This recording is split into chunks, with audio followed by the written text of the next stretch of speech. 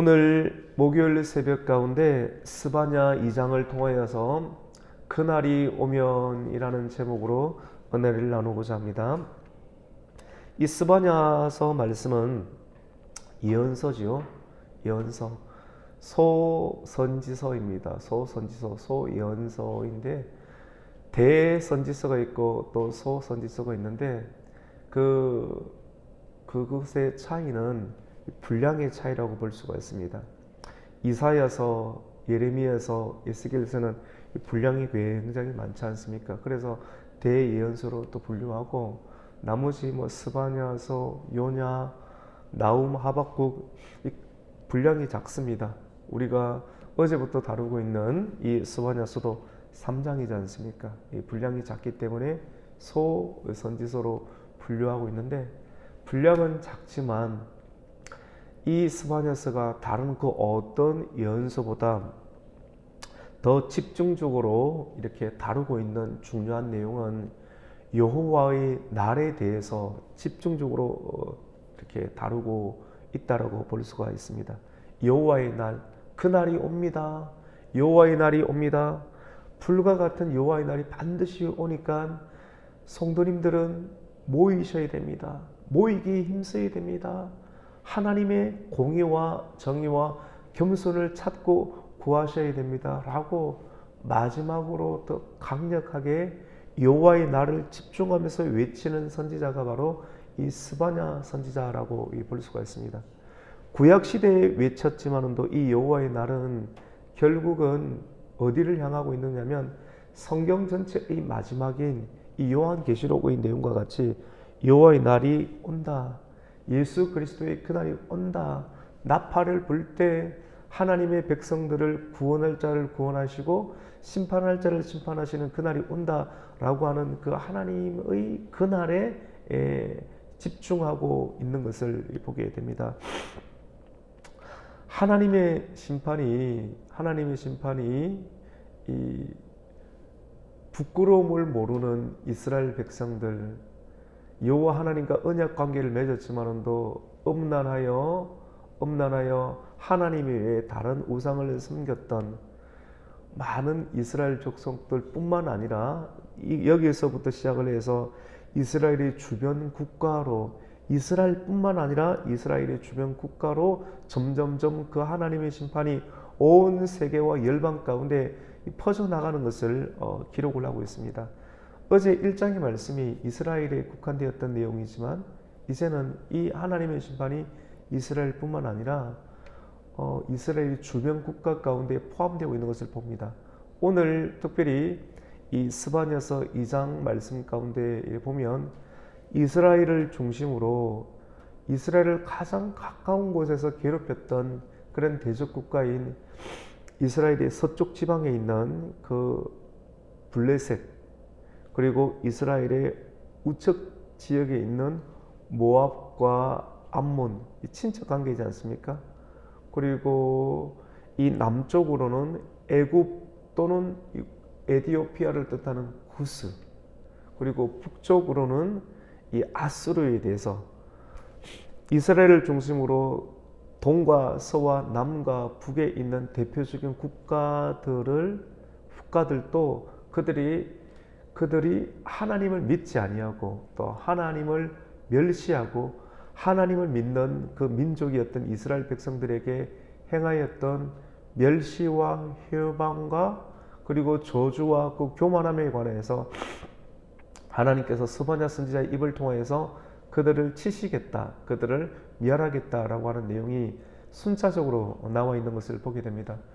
우리는 출애굽기 19장을 통하여서 구약의 말씀이지 않습니까? 구약의 말씀을 통하여서 이스라엘 백성들을 선택하신 하나님의 뜻을 발견하게 되는데, 너는 나의 택하신 족속이고 거룩한 제사장이다, 제사장의 나라다라고 이렇게 말씀을 하는데, 이스라엘 백성아, 내가 수많은 민족들 가운데 내가 너희를 택했다, 그리고 너희를 거룩한 제사장의 나라로 삼았다라고 하는 내용입니다.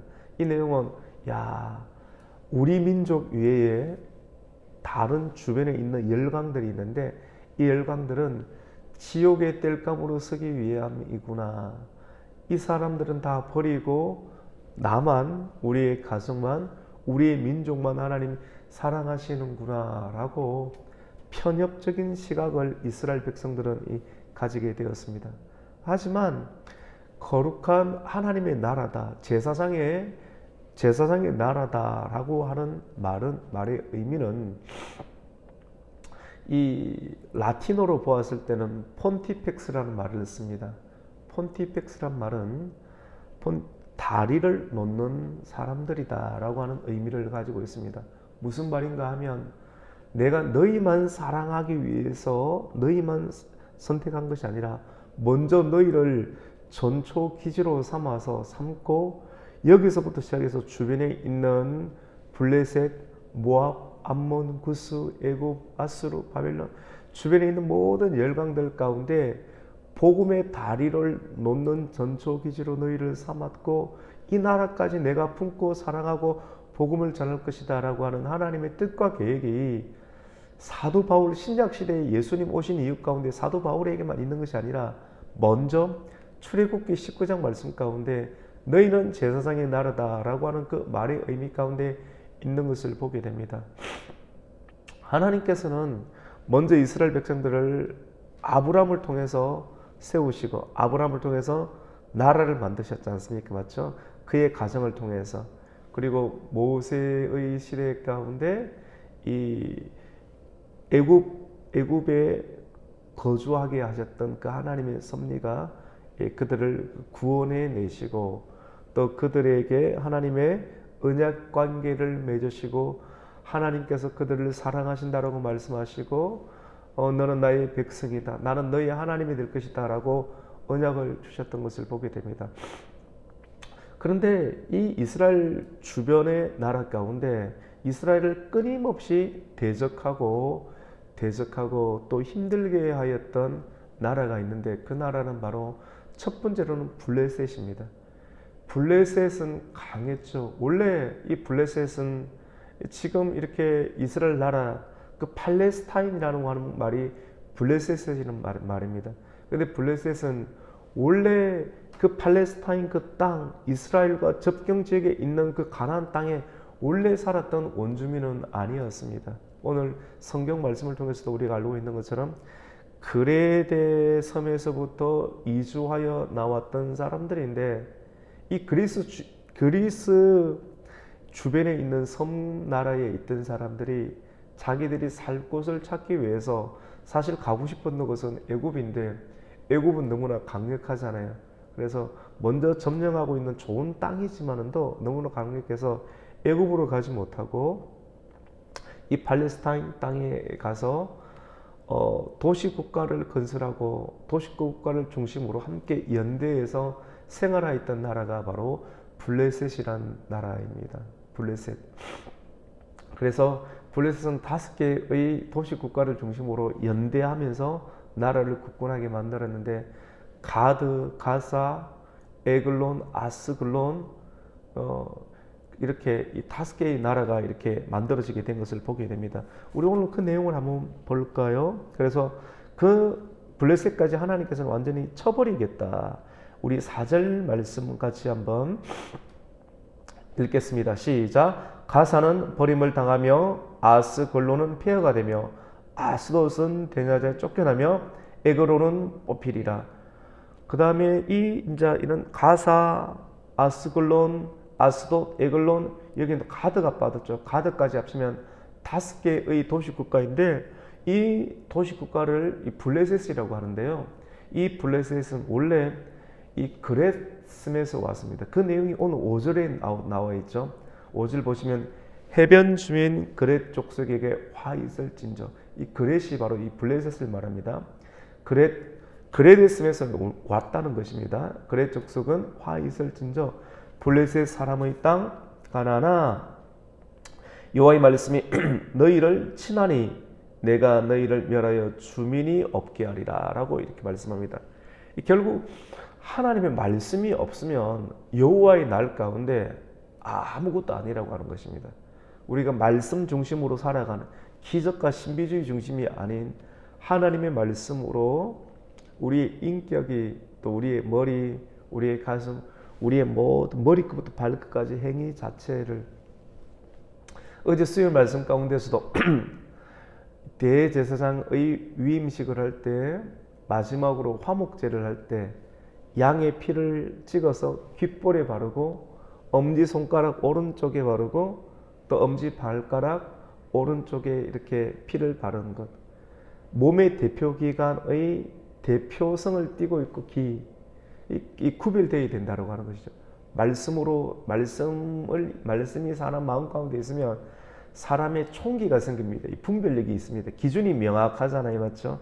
기준이 명확해서 옳고 그름을 분명하게 학습한 사람, 말씀을 들은 사람은 오늘 말씀도 수치를 모르는 백성아 모이라고 했잖아요. 자꾸 오늘 2장 1절 말씀 가운데 수치를 모르는 백성아 모일지어다. 왜냐하면 여호와의 날이 가까웠다라고 하는 것이죠. 근데 마지막 때가 되면 안 모여요. 수치를 몰라요. 수치를 모르는 백성아 제발 깨어나라.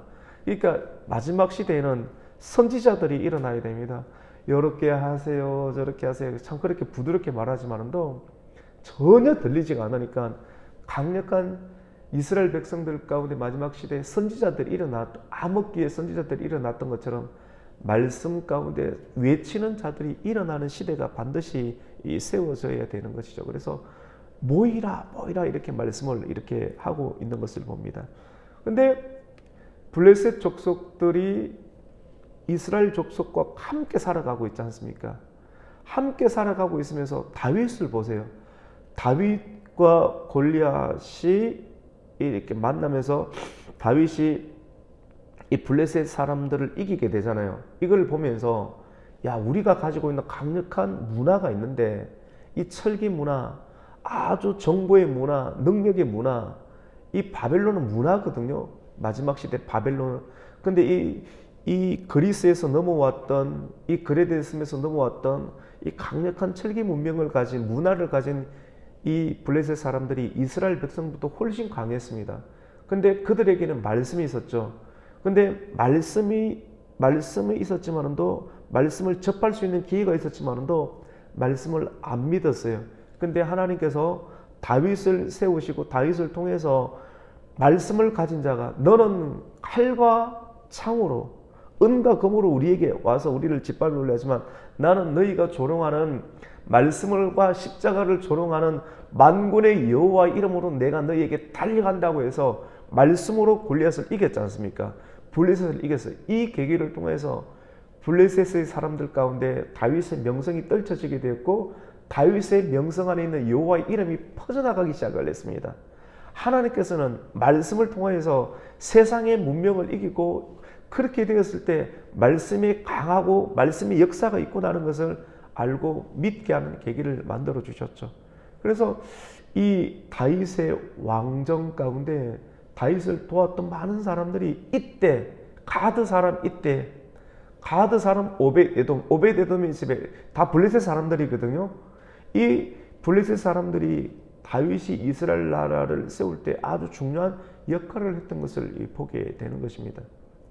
이스라엘 자체의 민족뿐만 아니라 하나님께서는 이스라엘만 사랑하는 것이 아니라 이 블레셋의 말씀을 대면할 수 있고 말씀을 들었고 말씀으로 돌아왔던 사람들을 함께 이스라엘에 참여케 하는 단순한 순수 이스라엘 백성들이 아닌 모든 성교적인 어떤 마인드를 가지고 하나님께서는 그들을 사용하셨던 것을 보게 됩니다. 근데 그들이 하나님을 믿지 않았을 때, 하나님 말씀을 받지 않았을 때 결국은 아스골로나 아스도사 가사야 내가 너희를 이렇게 멸하리라 하고 하는 하나님 말씀을 또 보게 됩니다. 이 블레셋은 예언대로 바벨론의 공격으로 마지막 시대 가운데 알렉산더의 공격과 바빌론의 공격으로 완전히 폐허가 된 것을 보게 됩니다. 두 번째로 예언을 하고 있는 심판의 대상은 이 블레셋뿐만 아니라 이번에는 모압과 암몬에 대해서 말씀을 하고 있는 것을 보게 됩니다. 모압과 암몬, 선지자는 모압과 암몬의 죄를 특별히 8절 말씀 가운데 지적을 하고 있습니다. 우리 8절 한번 읽겠습니다. 시작. 내가 모압의 비방과 암몬 자손이 조롱하는 말을 들었나니 그들이 내 백성을 비방하고 자기들의 경계에 대하여 교만하였느니라. 하나님은 여러분, 하나님께서 선택하신 백성들이 어떻게 대우를 받는지를 다 보신다라고 하는 겁니다. 여러분, 이게 참 위로가 되지 않습니까?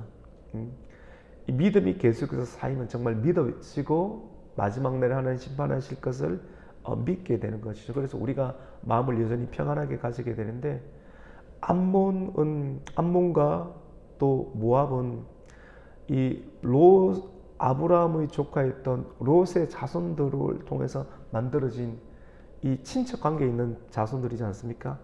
말씀을 다 대할 수 있어요.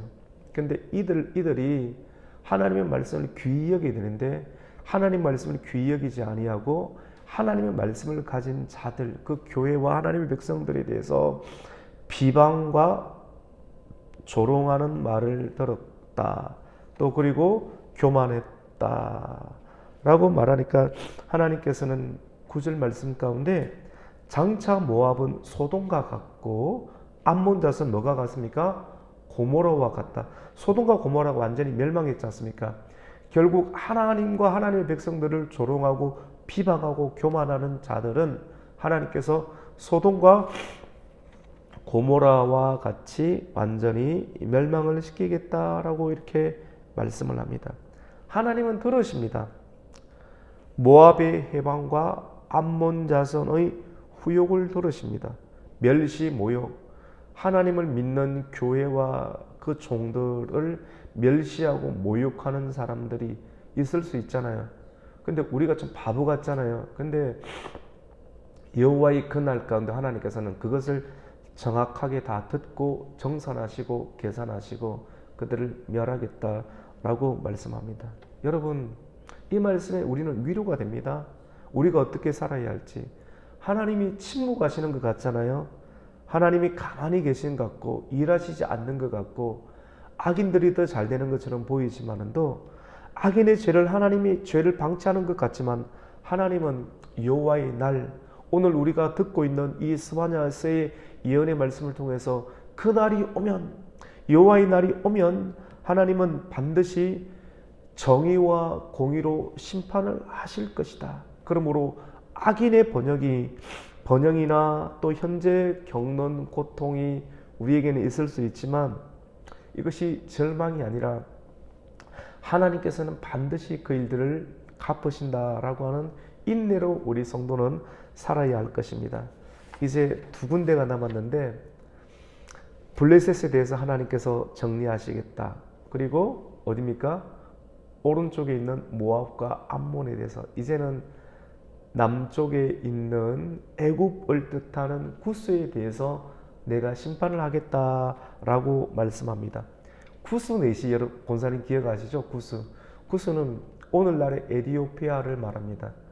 남쪽의 대표적인 나라는 애굽인데 애굽을 말하지 아니하고 왜 구스를 이야기를 하는가? 원래 애굽이 나일강 중심으로 형성되었던 큰 나라이지만도 예수님께서 오시기 BC 이 8세기 후반부터는 구스라는 나라가 이 애굽을 침략하고 애굽을 점령하게 되었습니다. 더 강력한 나라가 된 것이죠. 그 애굽 땅을 점령하였던 남쪽의 대표적인 나라가 바로 이 구스입니다. 그래서 오늘 스바냐서는 구스에 대한 심판과 예언을 말씀하고 있는 것입니다. 구스. 우리 오늘 그 말씀부터 한번 읽어볼까요? 몇 절에 나옵니까? 12절입니다. 우리 한번 12절 읽습니다. 시작. 구스 사람들아 너희도 내 칼에 죽임을 당하리라 라고 말씀하죠. 이제 마지막 북쪽에 있는 아수르입니다. 아수르. 13절에 여호와가 북쪽을 향하여 손을 펴서 아수르를 멸하여, 아수르의 도시가 니느웨잖아요. 니느웨를 황폐하게 하여 그것을 사막같이 메마르게 하리라. 지금 니느웨는 이전에 세계 최고의 강대국이겠지만도 니느웨의 이름은 남아있지만도 그 도시의 어마어마한 발전과 명성, 이름만 역사적으로 존재하고 그 아수르와 니느웨는 완전히 하나님의 예언의 말씀대로 멸망당한 것을 보게 됩니다. 특별히 오늘 말씀은 아수르의 교만을 지적합니다. 아수르의 교만. 그들은 스스로 기쁜 성이라고 했습니다. 이 니느웨를. 하나님께서 다시 오실 이 새 예루살렘 성을 기대하고 하나님의 말씀의 나라를 기대해야 되는데 다른 나라들이 다 멸망당했을 때 우리나라는 멸망당하지 않을 것이다. 우리는 기쁜 성이다. 우리에게는 기쁨이 있다. 우리는 안전하다. 하나님을 의지하지 아니하고 하나님 외에 다른 것을 그 니느웨 성을 의지하고 그들의 문명을 의지했지만도 이 스스로 교만했던 것입니다. 그랬지만도 하나님께서 스바냐 선지를 통하여서 너는 속으로 교만하였다. 우리 그 말씀을 한번 보겠습니다. 우리 15절 마지막 15절 말씀을 한번 읽습니다. 시작. 이는 기쁜 성이라 염려 없이 거주하며 마음속에 이르기를 오직 나만 있고 나 외에는 다른 이가 없다 하더니 어찌 이와 같이 황폐하여 덜짐승이 엎드릴 곳이 되었는고 지나가는 자마다 비웃으며 손을 흔들리로다. 한번 보세요. 기쁜 성이다. 교만한 거죠. 우리는 안전해. 우리만큼은 괜찮아. 너희는 어쩔 줄 몰라도 우리는 괜찮아. 하나님을 믿어야 된다. 하나님을 믿지 않고 그들이 문명과 그들이 성을 이렇게 교만하게 믿게 되었을 때 하나님께서는 심중에 이르는, 그래서 마음속으로 생각하는 것도 굉장히 중요합니다. 심중에 우리는 기쁜 성이야. 오직 나만 있고 나 외에는 없어. 이 십계명이 1계명 나오는 내용이지 않습니까? 나 외에 다른 신을 섬기지 말라. 여호와만 섬기라고 했는데 이 아수르 사람들이 우리만 살아남을 거야. 우리는 안전해. 그리고 이 성은 정말 기쁜 성이야. 이 안에는 즐거움이 있어. 라고 스스로 도취되어 있을 때 하나님께서는 그 마음의 소리까지도 들으시고 그들을 완전히 진멸하시겠다라고 말합니다. 교만은 무섭습니다. 하나님을 의지하지 않는 자기 자신을 의지하고 자기 자신을 내세울 수 있는 물질, 돈, 건강, 자산 이런 것들을 의지할 때 하나님께서는 하나님을 바라지 않고 그것들을 의지할 때 그것들을 멸하시고 심판하시는 하나님의 역사를 보게 됩니다. 말씀을 맺겠습니다. 우리는 없어질 것을 취하려고 하나님께 범죄하는 어리석음을 우리는 범하지 말아야 됩니다. 없어지지 아니할 것들을 바라보면서 오직 믿음으로 살아가는 삶을 살아야 됩니다. 오늘 우리가 말씀을 정리하면서 이 시대 점점점 모이지 않잖아요.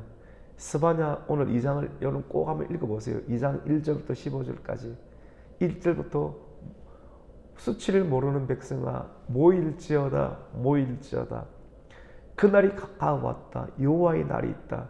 여러분 이게 계속 성경이 말씀하는 하나님께서 선지자를 통해서 계속 말씀하는 그날이 곧 온다. 그날이 곧 온다. 그래서 종말의 신앙을 우리가 가지고 살아가는 것이 균형 잡힌 신앙생활을 할 수 있고 그리고 겸손과 공의를 찾고 구하여서 혹 하나님의 진노의 그날에 너희가 숨김을 당할지 아니할까. 그러니 모이기에 힘쓰고 하나님 말씀을 붙잡고 겸손과 공의를 찾으라고 말합니다. 오늘 이 말씀을 저와 여러분이 마음 가운데 두고 모이기에 힘을 쓰고 그리고 겸손하며 교만하지 아니하며 공의와 정의를 행할 수 있는 저와 여러분이 되시기를 예수님의 이름으로 축복합니다. 아멘. 하나님 아버지 감사합니다. 오늘 목요일 새벽도 우리를 깨워주시고 스바냐서 2장을 묵상하게 해주시고 상고하게 해주심 감사합니다. 그날이 온다라고 말합니다. 그날이 오면 그날이 오면 그날이 오면 하나님 이 그날을 준비하고 예비할 수 있게 해주시고 모이기에 힘을 쓰게 해주시고 우리 성도님들이 그리고 겸손하고 그리고 하나님의 공의 하나님 말씀을 붙잡고 오늘 이 하루도 성실하게 살아가게 하여 주시옵소서. 예수님의 이름으로 기도드립니다. 아멘.